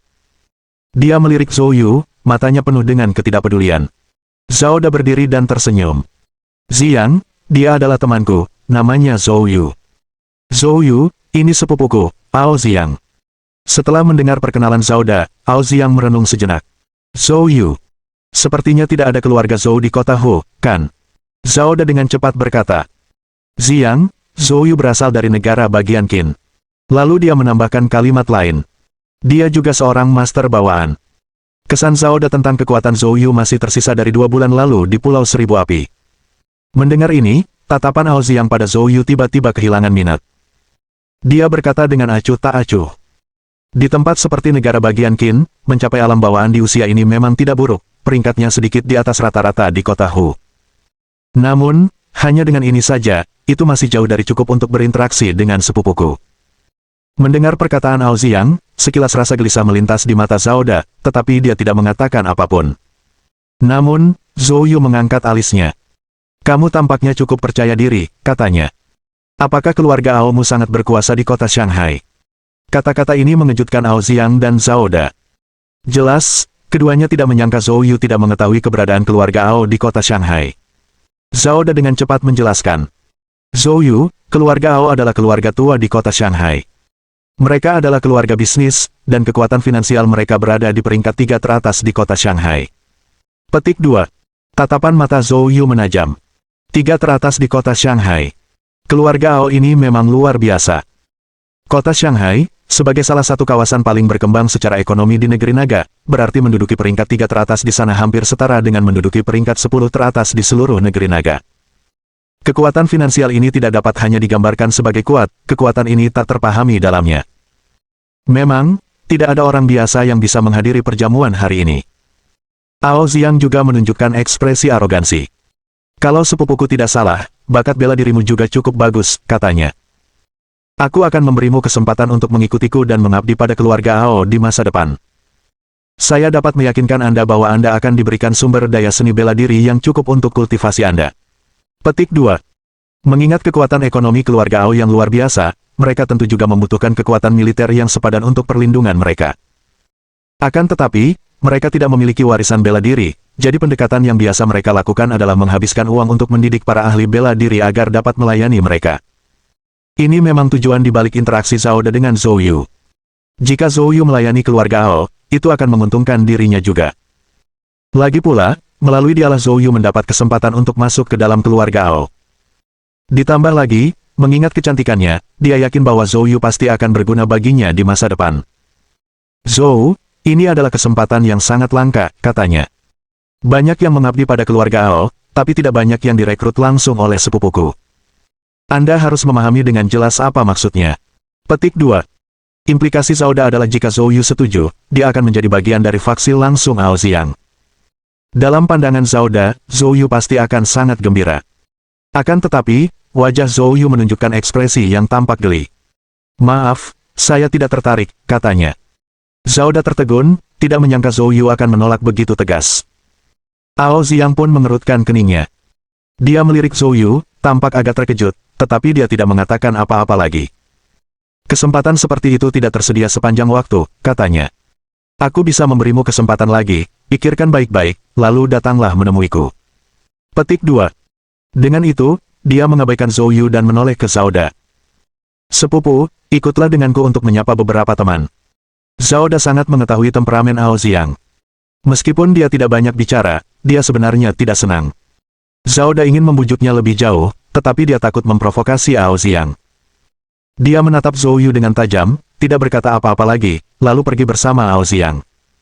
Melihat keduanya pergi, Zhou Yu bergumam pada dirinya sendiri. Keluarga Ao kota Shanghai. Benar-benar sombong. Tepat saat itu, keributan tiba-tiba terjadi di tengah aula perjamuan. Karena lampu yang berkedip-kedip dan musik yang keras, Zhou Yu awalnya tidak menyadarinya. Namun setelah beberapa saat, suara gangguan itu tiba-tiba bertambah keras. Indra ketuhanan Zhou Yu menyapu area tersebut, dan ekspresinya langsung menjadi gelap. Dia segera berdiri dan melangkah mendekat. Bab 566. Kecemburuan seorang wanita. Bagian tengah aula perjamuan. Meja itu dipenuhi segala macam minuman beralkohol. Pada saat itu, minuman tumpah ke seluruh meja, dan pecahan gelas anggur berserakan di mana-mana. Semua orang begitu takut dan mereka mundur. Hanya ada dua wanita di sekeliling meja bundar. Salah satu wanita, mengenakan kipau, mengangkat tangannya dan menamparkan wajah Song Sue. Lihat apa yang kau lakukan pada gaunku. Gaun saya ini dibuat khusus oleh seorang ahli kipau ternama dari Haizu. Anda telah mengotorinya. Bisakah Anda menanggung biaya kompensasinya? Minta maaf padaku sekarang juga. Wanita yang mengenakan kipau itu penuh dengan kesombongan dan rasa superioritas, matanya penuh dengan sikap merendahkan. Pipi Song Sue jelas-jelas menunjukkan bekas tamparan setelah dipukul. Dia begitu marah hingga seluruh tubuhnya gemetar, dan air mata mengalir di matanya. Tetapi dia memiliki sifat yang lembut dan tidak tahu bagaimana cara melawan. Dia hanya tergagap dan panik dalam pembelaannya. Saya tidak menyentuh meja itu. Petik 2. Song Sue baru saja datang ke meja untuk mengambil minuman ketika wanita berbaju kipau juga datang untuk mengambil minuman. Jarak mereka setidaknya 5 meter. Namun, karena alasan yang tidak diketahui, meja itu tiba-tiba berguncang, dan semua gelas di atasnya terjatuh dalam sekejap. Song Sue bahkan tidak sempat bereaksi terhadap apa yang terjadi ketika wanita berbaju kipau itu menyerbu dan menamparnya. Dan kemudian memarahinya dengan marah. Dari apa yang didengarnya, dia dituduh menjatuhkan gelas-gelas di atas meja dan mengotori gaunnya. Song Sue tentu saja menolak menerima ini dan membela kasusnya. Pada saat ini, para tamu di sekitar mulai berkumpul untuk menonton. Banyak orang, begitu melihat sosok dan raut wajah Song Sue, langsung menatapnya dengan mata penuh kerinduan. Di antara mereka, beberapa orang ingin maju dan berperan sebagai pahlawan untuk menyelamatkan gadis yang sedang dalam kesulitan. Namun mereka ditahan oleh orang-orang di samping mereka. Apakah kamu tahu siapa dia? Dia adalah adik perempuan Luo Zhengxuan dari keluarga Luo di kota Su, Luo Zhengfang. Singgung wanita muda ini dan kau pasti akan mengalami kematian yang mengerikan hari ini. Beberapa orang yang akan memerankan tokoh pahlawan itu, setelah mengetahui identitas Luo Zhengfang, seketika mengalami perubahan ekspresi yang dipenuhi rasa takut. Mereka tidak lagi punya dorongan untuk keluar terburu-buru dan bahkan mundur sedikit. Tak lama kemudian, semua orang di sekitarnya mengetahui identitas Luo Zhengfang. Cara orang memandang Song Sue mulai berubah menjadi kasihan. Wanita ini sangat cantik, sayang sekali dia telah menyinggung seseorang yang tidak seharusnya dia singgung. Pada saat ini, di bawah tatapan semua orang, Luo Zhenfang menjadi semakin sombong sambil mendengus dingin. Dasar orang rendahan, masih berani membantah. Sambil berbicara, dia mengangkat tangannya dan menamparkan lagi. Tetapi saat itu, Chen Fei yang keluar dari kerumunan. Wajahnya langsung berubah tak sedap dipandang saat melihat Luo Zhenfang, tetapi dia tetap menggertakkan giginya dan bergegas mendekat, menangkis tamparan Luo Zhenfang. Nona Luo, harap tenang. Tangan Luo Zhenfang dihentikan oleh Chen Fei Yang, dan wajahnya langsung menjadi gelap. Siapa kamu yang datang tiba-tiba? Siapa yang memberimu keberanian untuk ikut campur dalam urusanku? Mencoba tersenyum, Chen Fei Yang berkata. Nona Luo, saya Chen Fei Yang dari Fei Yang Investment Group, Kota Yu. Nona Song adalah temanku, dan tidak peduli seberapa besar dia menyinggungmu, aku bersedia menyelesaikan masalah ini. Luo Zhenfang mencibir. Fei Yang Group, saya pernah mendengarnya. Itu adalah kelompok investasi terbesar di Kota Yu, bukan? Chen Fei Yang buru-buru tersenyum. Aku tidak menyangka Nona Luo tahu. Sebelum Chen Fei Yang dapat menyelesaikan kalimatnya, Luo Zhenfang memotongnya, berbicara dengan nada memerintah. Entah grup Fei Yangmu langsung menyatakan bangkrut besok, atau aku akan membuat keluargamu, Chen Fei Yang, hancur dan mati. Senyum di wajah Chen Fei Yang langsung membeku. Apa maksudku? Luo Zhenfang mendengus dingin. Kau ingin berperan sebagai pahlawan, bukan? Apa? Ketika keluarga Luo saya berbicara, kami tidak pernah menarik kembali kata-kata kami. Tidak percaya padaku. Coba saja. Jika kau tidak melakukan apa yang kukatakan, besok seluruh keluargamu akan kubunuh di jalan. Petik 2. Perkataan Luo Zhenfang membuat semua tamu yang hadir merinding. Semua orang telah mendengar bahwa temperamen simpanan tertua keluarga Luo itu buruk, tetapi mereka tidak menyangka temperamennya akan begitu meledak-ledak. Hanya dengan beberapa kata saja, dia siap membunuh seluruh keluarga. Yang lebih menakutkan adalah keluarga Luo benar-benar memiliki kekuatan untuk melakukan hal itu. Chen Fei Yang ini sudah tamat. Banyak orang yang mencibir. Pada saat ini, wajah Chen Fei Yang juga berubah sangat jelek. Hatinya dipenuhi amarah, tetapi dia tidak berdaya menghadapi reputasi keluarga Luo yang terkenal dan tidak berani menyinggung mereka, jadi dia hanya bisa terus tunduk dan memohon belas kasihan. Nona Luo, bukankah ini terlalu berlebihan? Apapun masalahnya, saya rasa kita bisa membicarakannya dengan baik. Namun, Luo Zhenfang mencibir sebagai tanggapan. Biarkan aku memberitahumu, beginilah cara keluarga Luoku melakukan sesuatu. Setelah berbicara, dia melihat sekelilingnya. Apakah ada orang lain yang ingin membela orang jahat ini? Siapakah yang berani menatap mata leluhur ini? Kebanyakan orang tanpa sadar menundukkan kepala, atau menghindari tatapan Luo Zhenfang. Luo Zhenfang semakin berjaya. Dia menatap Song Sue, kilatan kecemburuan di matanya. Dia menargetkan Song Sue hanya karena seseorang sebelumnya mengatakan bahwa Song Sue adalah wanita tercantik di perjamuan hari ini. Banyak orang membandingkannya dengan Song Sue dan tanpa terkecuali, semua orang menganggap Song Sue lebih cantik darinya. Ini sungguh tak tertahankan. Karena itu, dia ingin memberi Song Sue pelajaran. Agar dia mengerti siapa yang bertanggung jawab di sini. Luo Zhenfang memandang Song Sue. Sialan, kau mengotori Chongsamku, sekarang aku memberimu dua pilihan. Beri aku kompensasi 1 miliar.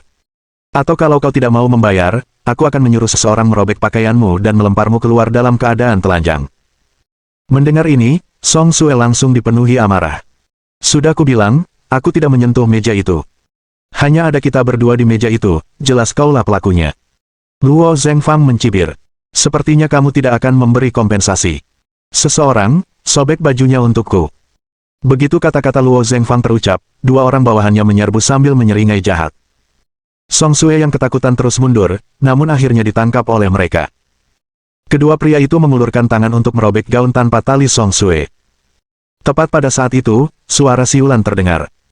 Kedua lelaki itu menjerit seakan tersengat listrik, jatuh ke tanah, sambil melolong kesakitan.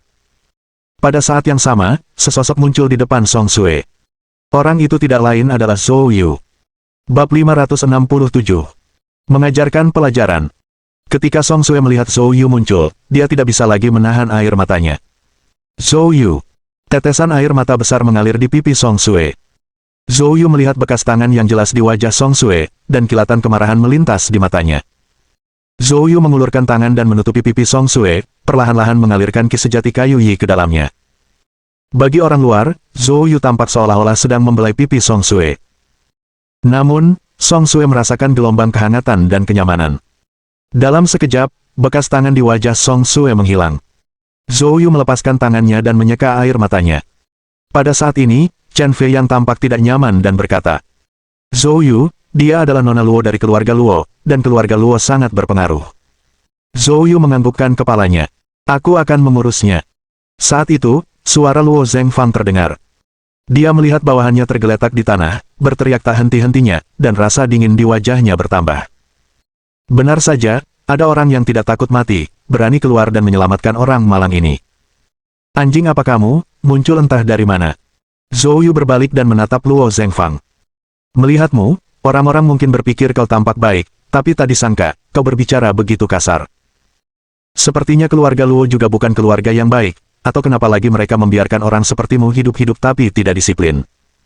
Luo Zhengfang tidak menyangka pemuda ini berani menghinanya seperti ini. Dia langsung menjadi marah. "Beraninya kau menghina keluarga Luo, kau cari mati." Tamparan. Sosok Zhou Yu bergerak cepat di depan Luo Zhengfang. Tanpa ampun, dia menamparkan wajahnya dengan keras. Luo Zhengfang terlempar, berguling dan menghantam meja dengan keras. Luo Zhengfang menjerit keras. Semua orang yang menyaksikannya tercengang. Semua orang tanpa sadar berkedut di sudut mata mereka. Tidak seorang pun menyangka pemuda ini begitu berani dan gegabah, memberikan pukulan berat kepada Luo Zhengfang.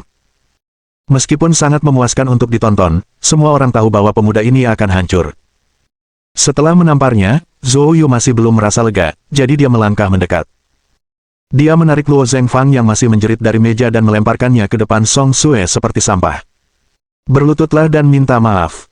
Sebagai putri keluarga Luo, Luo Zhengfang tidak pernah dipukuli seperti ini. Sambil berteriak-teriak, dia berteriak dengan marah tanpa mempedulikan bayangannya. "Beraninya kau memukulku, aku harus membunuhmu. Aku harus membunuhmu.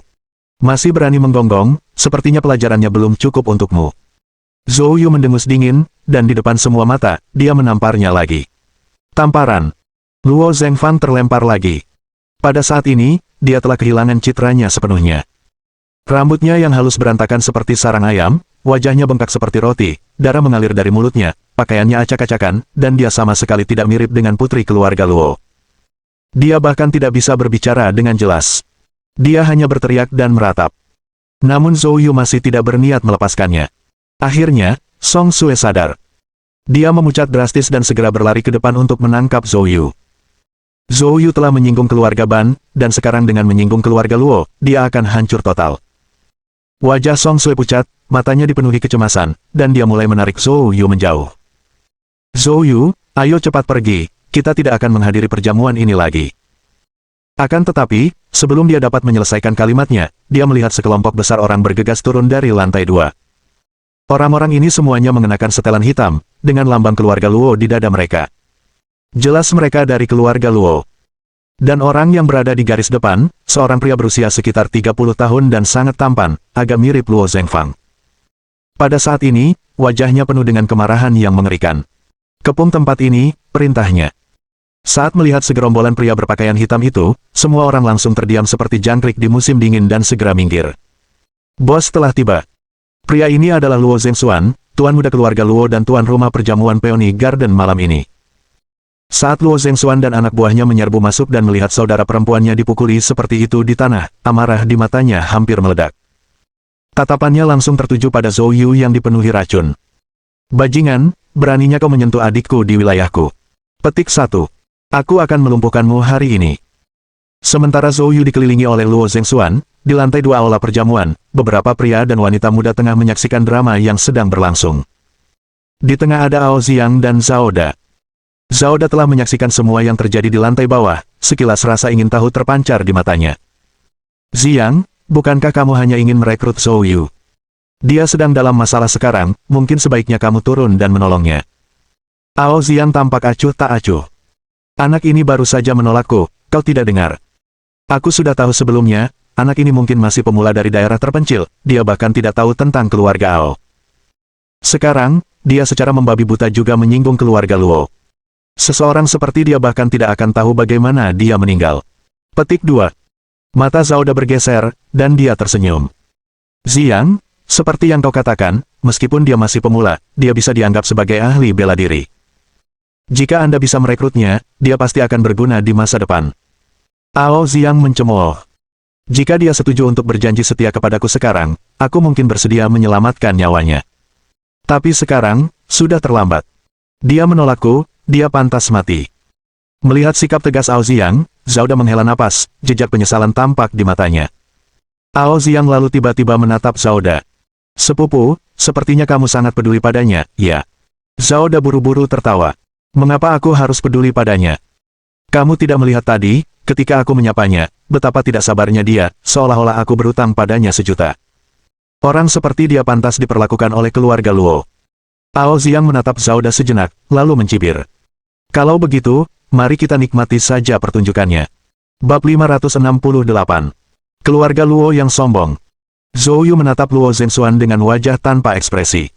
Apakah kalian semua dari keluarga Luo begitu tidak masuk akal dan melanggar hukum? Sebelum Luo Zhengxuan dapat berbicara, Luo Zhengfang berteriak. Dasar anjing, apa kau pantas bicara tentang akal sehat dengan keluarga Luoku? Saudaraku, cepat, suruh seseorang mematahkan anggota tubuhnya, ampuni nyawanya, aku ingin membuatnya menderita nasib yang lebih buruk daripada kematian. Sulit untuk membayangkan Luo Zhengfang, yang dianggap cantik, bisa begitu kejam, seperti tikus tanah. Luo Zhengxuan mengangguk. Xiao Fang, jangan khawatir, aku pasti akan membuatnya menyesal datang ke dunia ini. Setelah berbicara, dia menatap Zhou Yu, wajahnya penuh dengan niat membunuh, dan berkata dengan nada dingin. Aku hanya memberimu satu kesempatan, berlututlah segera. Potong tanganmu sendiri dan bersujudlah pada adikku untuk mengaku. Song Sue gemetar ketakutan. Wajahnya pucat saat dia berkata. Aku tidak salah, dia menjebakku. Zhou Yu dengan lembut meraih tangan Song Sue, memandang ke arah Luo Zhengxuan. Kakakmu telah menjebak seseorang dengan jahat. Wajah Luo Zhengxuan berubah dingin saat dia berkata.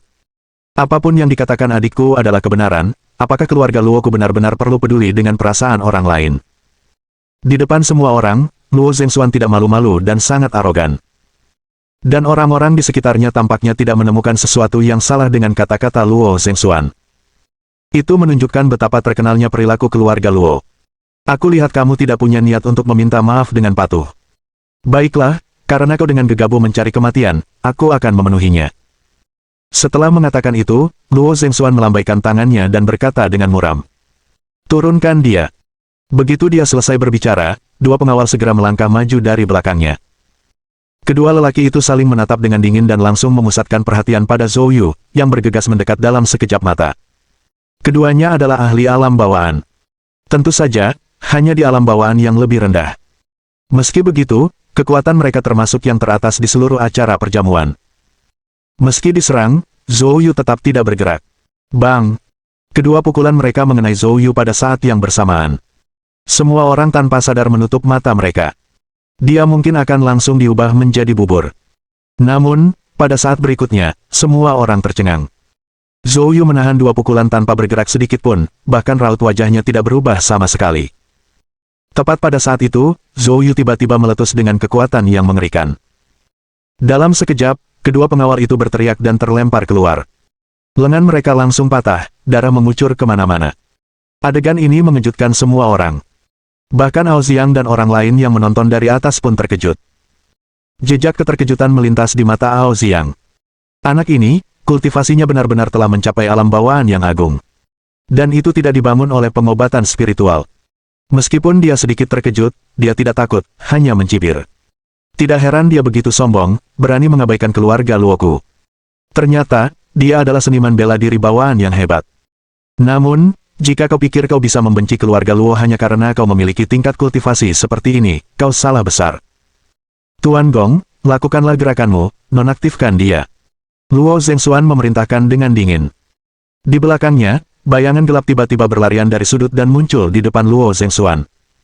Itu adalah seorang pria tua berambut putih. Dia mengenakan pakaian yang compang camping dan berwarna kuning, orang bisa saja salah mengira dia sebagai petugas kebersihan di sini jika tidak ada petunjuk lain. Namun, aura besar yang terpancar dari tubuhnya saat itu membuat orang di sekitarnya kesulitan bernapas. Keterkejutan tampak di mata semua orang. Keluarga Luo benar-benar tidak bisa dianggap remeh. Namun, Zhou Yu tidak menunjukkan keterkejutan apapun. Karena dia telah memperhatikan lelaki tua ini saat dia baru saja memasuki tempat tersebut. Pada saat itu, lelaki tua Gong, memegang kendi anggur, berkata dengan acuh tak acuh. Anak muda, lumpuhkan dirimu dan berlututlah untuk mengakui kesalahanmu, kau akan mati dengan bermartabat. Begitu aku bergerak, kau akan sangat menderita dan menyesal datang ke dunia ini. Zhou Yu mendongak dan terkekeh.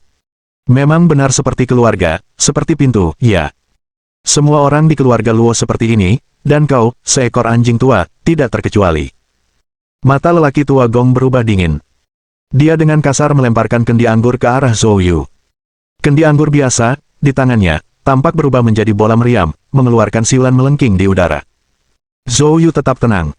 Dia mengangkat jarinya dan menunjuk, mengubah Netherfire Truki menjadi anak panah tajam, yang langsung menghancurkan kendi anggur. Mata lelaki tua Gong menyipit. Kamu punya beberapa keterampilan, tidak heran kamu begitu sombong. Sambil berbicara, sosoknya melintas dan dia menyerbu ke depan. Meskipun dia sudah tua, begitu dia bergerak, kehadirannya yang mengerikan bagaikan Tyrannosaurus yang mengamuk. Banyak orang merasa takut dengan kehadiran yang menakutkan ini, terutama mereka yang berada di belakang Zhou Yu yang menyaksikan kejadian tersebut. Mereka merasakan kehadiran sesuatu yang luar biasa menyerbu ke arah mereka, membuat mereka sulit bernapas sesaat. Orang-orang ini hampir ketakutan sampai ingin buang air kecil dan terus-menerus mundur. Sebaliknya, Zhou Yu tetap tenang saat lelaki tua itu menyerangnya. Tepat saat lelaki tua itu berada dalam jangkauannya, Zhou Yu tiba-tiba melancarkan pukulan bagaikan kilat. Kekuatan geng naga meletus seketika. Kekuatan dahsyat itu berubah menjadi beberapa naga emas, menyelimuti lengan Zhou Yu. Ledakan. Bab 569 Perhitungan Wu Mingde.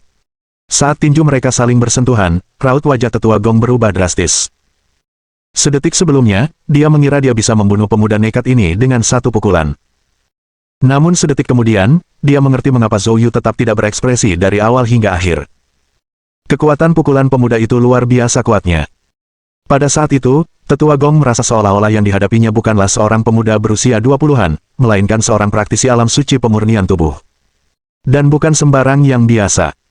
Setidaknya, dia merupakan ahli yang mengerikan di atas alam suci pertengahan dari alam suci pemurnian tubuh. Pada saat ini, tetua Gong menyadari bahwa dia bukanlah tandingan Zhou Yu. Reaksi langsungnya adalah mundur. Namun, kekuatan mengerikan yang terpancar dari tinju Zhou Yu bagaikan banjir yang menerobos bendungan, mengalir ke dalam tubuhnya. Meridiannya rapuh seperti mie, mudah patah. Menyembur. Tetua Gong menyemburkan darah dari mulutnya dan terpental mundur. Tubuhnya menghantam tembok di belakangnya dengan keras, seluruh tubuhnya menjorok ke dalamnya. Pada saat ini, seluruh aula perjamuan itu terdiam karena tercengang. Kerumunan orang menyaksikan dengan kaget, hampir lupa bernapas. Saudara Luo pun tercengang. Kunjungan mereka ke kota Yu diteliti dengan baik, penyelidikan menunjukkan bahwa ahli yang paling kuat di kota Yu hanyalah berada di alam bawaan agung. Oleh karena itu, mereka secara khusus memilih seorang ahli terbaik dari keluarga mereka di puncak bawaan agung. Mereka mengira bahwa dengan kekuatan tetua Gong, ditambah dengan gengsi keluarga Luo, perjalanan ini akan menjadi perjalanan yang mudah, sekadar perjalanan pergi dan pulang. Namun mereka tidak menyangka bahwa setibanya di kota Yu, mereka akan benar-benar terkejut dengan Zhou Yu, yang tampaknya belum genap berusia 30 tahun. Pada saat ini, Luo Zhengxuan benar-benar bingung. Tepat saat Luo Zhengxuan masih berusaha bereaksi, sebuah wajah muncul di hadapannya. Keduanya begitu dekat sehingga Luo Zhengxuan dapat dengan jelas melihat seringai dingin di wajah Zhou Yu. Dia begitu ketakutan hingga seluruh tubuhnya tersentak, dan tanpa berpikir panjang, dia mencoba mundur dengan cepat. Namun, Zhou Yu tidak memberinya kesempatan seperti itu. Zhou Yu mengulurkan tangannya dan langsung meraih bahu Luo Zhengxuan. Luo Zhengxuan merasa seakan-akan dirinya dijepit oleh lingkaran besi, dan langsung kehilangan kekuatan untuk melawan. Apa yang ingin kau lakukan? Luo Zhengxuan berseru dengan cemas dan marah. Apa yang ingin saya lakukan? Bukankah kau bilang kau ingin melumpuhkan anggota tubuhku? Aku hanya melakukan apa yang kamu katakan. Begitu dia selesai berbicara, telapak tangan Zhou Yu dipenuhi dengan Netherfire Truki, yang menyerbu ke tubuh Luo Zhengxuan. Meridian di keempat anggota tubuhnya langsung terbakar. Setelah itu, Zhou Yu membuangnya ke samping seperti sampah. Para pengawal Luo Zhengxuan bergegas maju dan mencoba menolongnya, tetapi mereka mendapati anggota tubuhnya lemas seperti mie, tidak bisa merasakan apa-apa. Zhou Yu kemudian mengalihkan pandangannya ke arah Luo Zhengfang. Pada saat ini, Luo Zhengfang sudah ketakutan setengah mati. Hilang sudah kesombongan yang tak tahu malu dari wajahnya. Hanya ketakutan yang tersisa. Kamu, apa yang ingin kamu lakukan? Dia duduk di tanah, terus-menerus bergeser mundur. Namun, saat itu, Tatapan Zhou Yu tiba-tiba beralih ke belakang, ke arah pintu keluar aula perjamuan. Wu Mingde, kamu mau kemana? Semua orang terkejut dan mengikuti tatapan Zhou Yu. Mereka melihat seorang pria setengah baya di pintu masuk ruang perjamuan mencoba pergi secara diam-diam. Banyak penduduk lokal di kota Yu langsung mengenali pria itu. Dia tidak lain adalah master dari sekolah seni bela diri Mingde, Wu Mingde. Wu Mingde menegang, dan meskipun pintu berada tepat di depannya, dia tidak lagi memiliki keberanian untuk melangkah lebih jauh. Dia tahu dia tidak bisa melarikan diri sekarang karena Zhou Yu telah mengarahkan pandangannya padanya. Wu Mingde menarik napas dalam-dalam, perlahan berbalik, dan memaksakan senyum di wajahnya. Tuan. Zhou Yu melihat dengan senyum yang sebenarnya bukan senyum. Guru bela diri Wu, sejak aku tiba di sini, aku selalu memerhatikanmu bersembunyi di antara kerumunan, mula-mula kau bersemangat, lalu murka, dan kini kau berusaha pergi diam-diam. Apa itu? Apakah kamu telah melakukan sesuatu yang salah? Zhou Yu telah mendisiplinkan Luo Zhengxuan, tetapi indera ketuhanannya telah menyelimuti seluruh aula perjamuan setiap saat. Wu Mingde, setelah mendengar Luo Zhengxuan memerintahkan tetua Gong untuk menghadapinya, merasa sangat gembira. Dan ketika tetua Gong dikalahkan, Wu Mingde begitu takut hingga hampir mengompol, segera berbalik untuk pergi, dan menyelinap pergi. Jika dia tidak bersalah, maka hantu benar-benar akan menyaksikan tontonan itu. Saat tatapan Zhou Yu tertuju padanya, wajah Wu Mingde menjadi sangat tidak wajar. Tepat saat dia hendak berbicara, tiba-tiba, Luo Zhengfang berteriak dengan marah. Dialah yang, tepat di depanku, mengatakan bahwa wanita tercantik malam ini adalah wanita murahan ini, wanita di belakangmu. Saya terprovokasi olehnya dan itulah mengapa saya menargetkan wanita itu. Aku tidak melakukannya dengan sengaja. Petik 2. Begitu Luo Zhengfang berbicara, Zhou Yu langsung mengerti. Pertama kali dia datang ke kota Yu, dia telah membunuh putra angkat Wu Mingde. Sejak saat itu Wu Mingde menyimpan dendam dan berencana melawannya, tetapi rencananya selalu gagal dan menyebabkannya kehilangan aset miliaran dolar. Wu Mingde menyimpan dendam dalam hatinya. Hari ini, melihatnya muncul di sini, dia ingin menggunakan keluarga Luo untuk melawannya. Mata Wu Mingde untuk menangkap peluang utama telah menangkap Luo Zhengfang, seorang wanita yang kurang otak, yang mengarah ke kejadian-kejadian berikutnya. Tentu saja, Wu Mingde tidak mau menerima kekalahannya begitu saja. Saya benar-benar dirugikan di sini. Zhou Yu tertawa dingin. Apakah menurutmu aku akan mempercayaimu? Zhou Yu melangkah menuju Wu Mingde. Dia tahu betul kekuatan Zhou Yu dan bahwa dia bukan tandingan Zhou Yu. Zhou, aku menyerah. Saya bersedia membayar untuk menghindari bencana. Petik 2. Bab 570. Mediasi. Zhou Yu tidak mengindahkan permohonan belas kasihan Wu Mingde. Dengan satu tendangan, Wu Mingde terpental, jatuh terbanting ke tanah dan meringkuk kesakitan, sambil melolong sengsara. Tendangan itu telah menghancurkan dantian Wu Mingde sepenuhnya. Dia benar-benar tidak berdaya. Semua orang tercengang. Tidak banyak di antara kerumunan itu yang mengenal Zhou Yu. Awalnya, orang-orang hanya mengira Zhou Yu adalah pemuda nekat yang berani menentang keluarga Luo. Tetapi ketika Zhou Yu mengalahkan tetua Gong dan melumpuhkan Luo Zhengxuan, pendapat orang-orang berubah. Sekarang, melihat pakar terbaik kota Yu begitu takut pada Zhou Yu, semua orang sangat terkejut. Siapa sebenarnya pemuda ini? Mengapa sepertinya dia mendapat dukungan yang lebih besar daripada keluarga Luo? Begitu pula dengan Ao Ziang yang sedari tadi menonton tontonan itu dari atas, raut wajahnya pun ikut berubah. Dia menatap Zhou Yu, matanya dipenuhi keraguan untuk pertama kalinya, tidak lagi acuh tak acuh seperti sebelumnya. Zhao Da juga tercengang. Awalnya, dia mengira Zhou Yu memiliki potensi, itulah sebabnya dia ingin merekrutnya untuk bekerja untuknya. Tetapi sekarang ternyata potensi Zhou Yu melampaui itu. Kekuatannya jauh melampaui harapannya. Sepupu, apakah dia benar-benar dari negara Qin? Bagaimana kamu bertemu dengannya? Suara Ao Ziang tiba-tiba terngiang di telinga Zhao Da. Zhao Da kemudian memperhatikan kilatan tajam di mata Ao Ziang. Dia tahu bahwa sepupunya yang penuh perhitungan itu serius kali ini. Zhao Da dengan cepat menjelaskan bagaimana dia bertemu Zhou Yu di Pulau Seribu Api. Setelah mendengarkan, mata Ao Ziang berbinar-binar penuh minat.